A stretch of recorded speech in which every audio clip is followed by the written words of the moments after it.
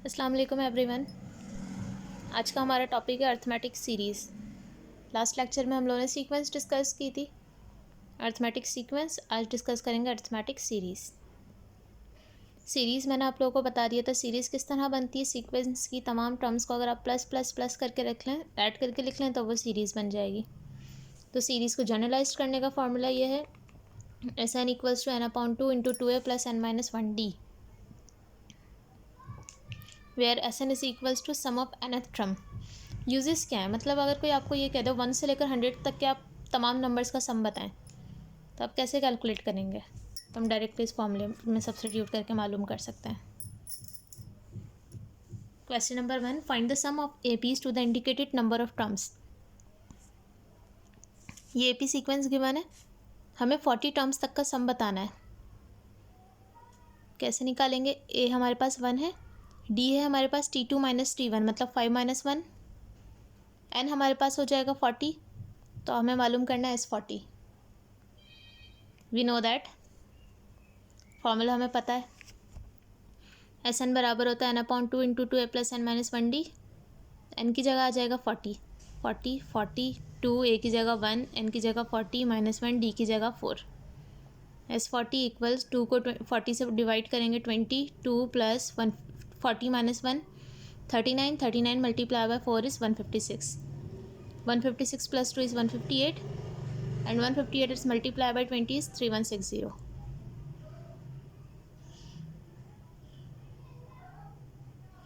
Hopefully कोई problem नहीं होगी इस क्वेश्चन में।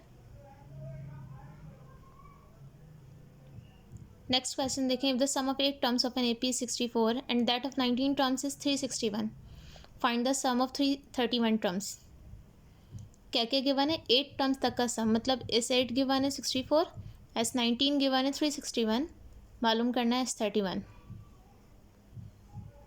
सो we know that Sn is equals to n upon 2 into 2a plus n-1d। सबसे पहले इक्वेशन फॉर्म करेंगे S8 के लिए, फॉर S8। तो इस इक्वेशन में जहाँ जहाँ पर n है वहाँ वहाँ पर 8 आ जाएगा। S8 इक्वल n की जगह 8 अपॉन 2 2a प्लस 8-1d। देखें S31 अगर हम निकालेंगे तो n की जगह तो 31 आ जाएगा, लेकिन हमें a और d भी चाहिए, तो a और d निकालने के लिए पूरी सिंप्लीफिकेशन करनी होगी। 2 1 ज़ा 2, 2 4 ज़ा 8, 2a plus 7d।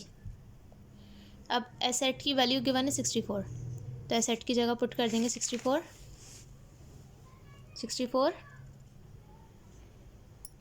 Is equals to 4 into 2a plus 7d। 4 multiply और ब्रैकेट से इधर आके डिवाइड, 64 4 से डिवाइड होगा 16, 2a प्लस 7d बन गई इक्वेशन नंबर 1। ऐसे ही हमारे पास S19 के बनता, तो जब S19 के लिए इक्वेशन बनाएंगे तो जहाँ n है वहाँ पे 19 आ जाएगा। S19 19, 2a plus 19 minus 1d।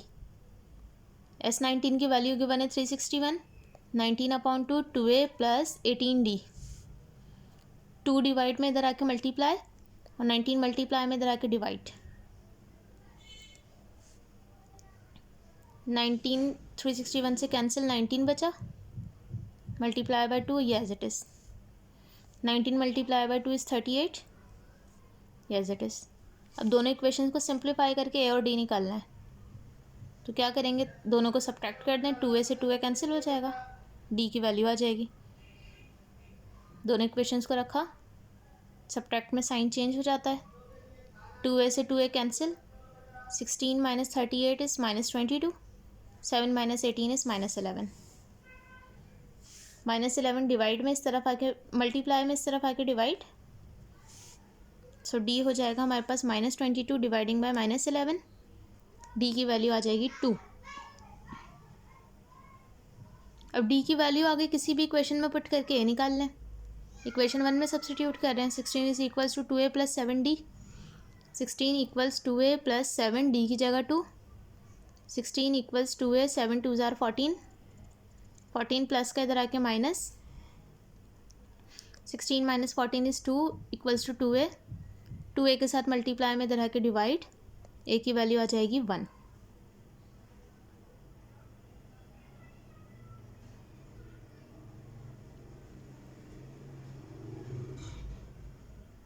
अब क्या करना है हमें? S31 निकालना है तो S31 की इक्वेशन ये है 31/2 2a + 31 - 1d। S31 31/2 2 a की जगह 1 31 - 1 30 d की जगह 2 31/2 इन दोनों में से 2 कॉमन है बाहर ले लेंगे। यहाँ से बचा 1 + 30 2 से 2 कैंसिल 31 और 30 + 1 इज़ 31 31 × 31 इज़ 961।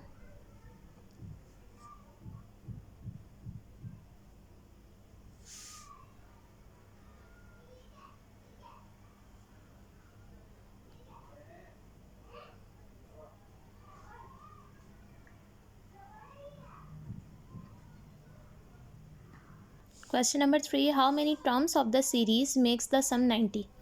ये बताने की कितनी टर्म्स को अगर हम प्लस करेंगे तो 90 बनेगा। तो सपोज कर लेते हैं कि ये हमारे पास SN है, मतलब SN ही गिवन है। ए हो जाएगा -8 डी चाहिए होता है, डी निकलता है T2 - T1 T2 यहाँ पे -6 है -8 -6 +8 8 - 6 इज़ 2 SN 90 है।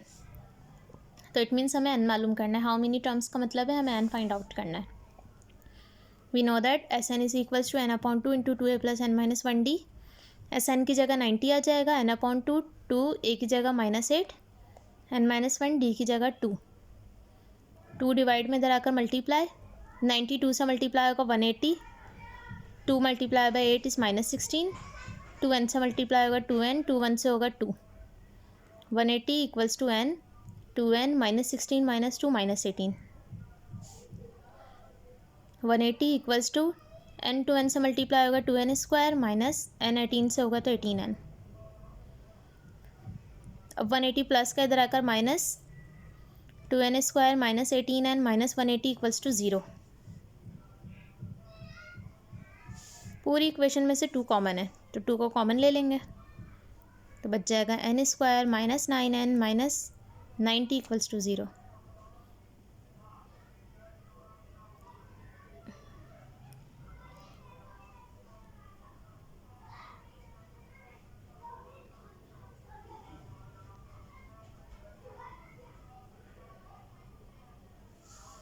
2 को कॉमन ले लिया पूरी इक्वेशन से। अब 2 मल्टीप्लाई में तो इधर आके डिवाइड हो गया n² - 9n - 90 = 0 बचा। अब फैक्टर्स बना लेते हैं। सब्ट्रैक्ट करने पे 90 आए, सब्ट्रैक्ट करने पे 9 आए, मल्टीप्लाई करने पे 19 आए तो -15 + 6 n² - 15n + 6n - 90 = 0। इन दोनों में n कॉमन है तो बचा n - 15। इन दोनों में 6 कॉमन है तो n +- 6 को 15 टाइम्स पढ़ेंगे तो 90। n - 15 दो दफ़ा कॉमन आ जाएगा n + 6 = 0। ये भी 0 के इक्वल, ये भी n - 15 = 0 n + 6 = 0। यहाँ से n की वैल्यू आ जाएगी 15, यहाँ से आ जाएगी -6। अब n हमारे पास नंबर ऑफ़ टर्म्स हैं तो जब भी हम काउंटिंग करते हैं कभी भी नेगेटिव नहीं हो सकती। तो इसका मतलब n नेगेटिव तो कभी भी नहीं हो सकता। तो n की हमारे पास एक ही वैल्यू आएगी n = 15। तो इट मीन्स जो गिवन सीक्वेंसेस में अगर 15 टर्म्स को ऐड करेंगे तो सम बनेगा 90।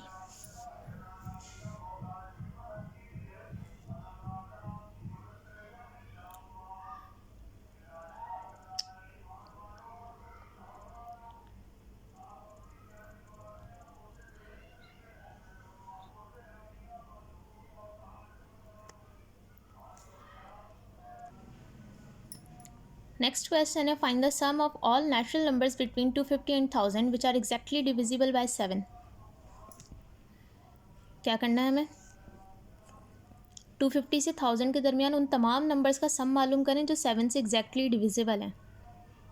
250 एंड 1000 की रेंज गिवन है, the numbers which are exactly divisible by 7। अब देखें, अगर आप 250 को देखें, कैलकुलेटर्स उठाएं अपने अपने, 250 को 7 से डिवाइड करके देखें, आंसर इंटीजर आना चाहिए, मतलब डेसिमल्स में ना आए। तो आंसर आप जब आप 250 को 7 से डिवाइड करेंगे आंसर डेसिमल में आएगा। इसका मतलब 250 7 से डिविजिबल नहीं है। अब हम 250 से आगे जाएंगे, 251 को चेक करें तो भी आंसर डेसिमल्स में आएगा। इसका मतलब 251 भी डिविजिबल नहीं है। 251 के बाद 252 को चेक करें तो अब 252 का आप 7 से डिवाइड करेंगे, आंसर आ जाएगा इंटीजर। तो इसका मतलब फर्स्ट डिजिट हो गया 252। अब सेकंड डिजिट कैसे निकालेंगे? 252 में 7 ऐड कर दें, 259, फिर इसमें 7 ऐड कर दें 266, फिर 7 ऐड करते जाएं, सीक्वेंस बनती रहेगी। अब लास्ट में आ जाएं 1000 को 7 से डिवाइड करके देखें, नहीं होगा, डेसिमल में आएगा आंसर। 1000 से पीछे हैं 999, 998, 997, कोई भी डिविजिबल नहीं है, सिर्फ 994 डिविजिबल होगा। तो इसका मतलब ये हमारे पास पूरी सीक्वेंस बन गई। अब हमें यहाँ से लेकर यहाँ तक के तमाम नंबर्स का सम चाहिए, एस एन मालूम करना है। तो एस एन के फॉर्मूले में आपको पता है एन रिक्वायर्ड होता है, मतलब अगर सम चाहिए तो हमें पता होना चाहिए कि यहाँ से यहाँ तक टोटल टर्म्स कितनी है। तो सबसे पहले हम एन निकालेंगे। ए हमारे पास हो गया 252, डी हो गया T2 minus T1, 259 minus 252, T N हो गया 994। एन निकालने के लिए हम टी एन वाला फार्मूला यूज़ करेंगे। T N is equals to A plus N minus 1 D. T N की जगह 994, 252 एन माइनस 1, डी की जगह 7। 252 प्लस का इधर आके माइनस एन माइनस 1 इंटू 7, इन दोनों को सब्ट्रैक्ट करेंगे 742, 7 डिवाइड में इधर आके मल्टीप्लाई में इधर आके डिवाइड, 742 का 7 से डिवाइड करेंगे तो 106 equals to N minus 1, minus 1 इधर आके हो जाएगा प्लस का, तो एन हमारे पास आ जाएगा 107। अब देखें कितने ईजिली हमारे पास एपी की मदद से निकल कर आ गई कि 252 से 994 तक 107 नंबर में 7 से डिविजिबल्स हैं। अब हमें सम चाहिए था, तो एस एन वाला फॉर्मूला अप्लाई कर दें। होपफुली इसमें कुछ समझाने की ज़रूरत नहीं होगी, सिर्फ वैल्यूज़ पुट की हैं। एन की जगह एन की वैल्यू, ए की जगह ए की वैल्यू, डी की जगह डी की वैल्यू, और सिंप्लीफाई किया है। आप लोग खुद कीजिएगा, वीडियो को पॉज करें और इसको सिंप्लीफाई करें।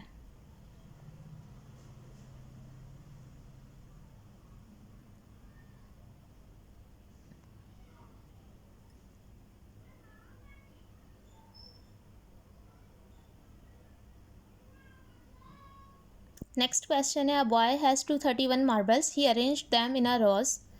एक बॉय के पास टोटल 231 मार्बल्स थे, उसने इसको रॉज में अरेंज करना शुरू किया। So that each raw contain 1 marble less than preceding.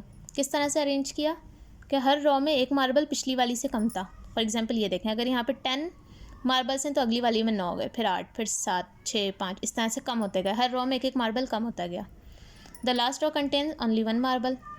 जब कम होता गया तो आखिरी रॉ के लिए सिर्फ एक ही मार्बल बचा, which forms the vertex of triangle. देखें एक ट्राइंगल बन गया। अब क्वेश्चन ये आपने मालूम करना है कि लास्ट रॉ में उसने कितने ट्राइंगल्स यूज़ किए थे, कितने मार्बल्स यूज़ किए थे।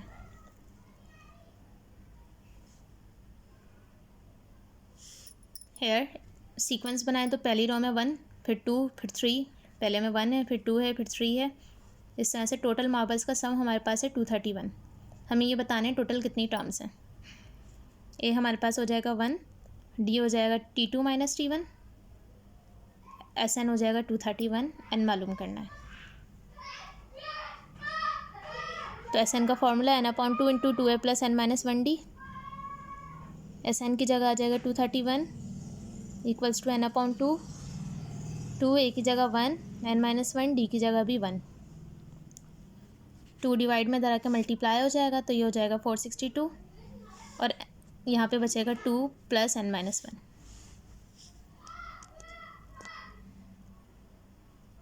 462 एन 2 माइनस 1 इज़ 1, एन बचा। 462 इक्वल्स एन से मल्टीप्लाई होगा एन स्क्वायर, एन 1 से मल्टीप्लाई होगा एन। 462 प्लस का इस तरफ आकर माइनस इक्वल्स टू 0। अब फैक्टर्स बनाएंगे, सब्ट्रैक्ट करने पे 1 आए, मल्टीप्लाई करने पे 462 आए, तो 22 माइनस 21।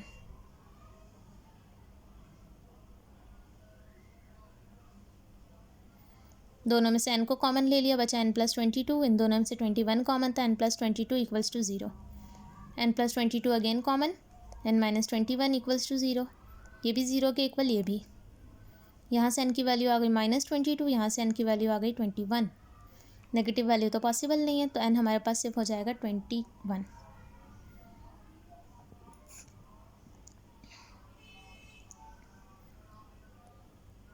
होपफुली यहाँ तक भी कोई इशू नहीं होगा।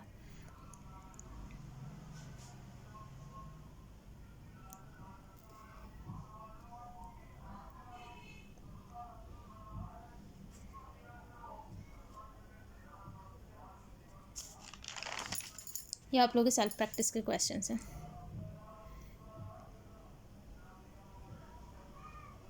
Find the sum of given AP, इन दोनों एपीज़ का सम मालूम करना है। सेकंड में कुछ कंडीशंस गिवन है सेकंड और थर्ड में, और जो रिक्वायर्ड है वो मालूम करना है।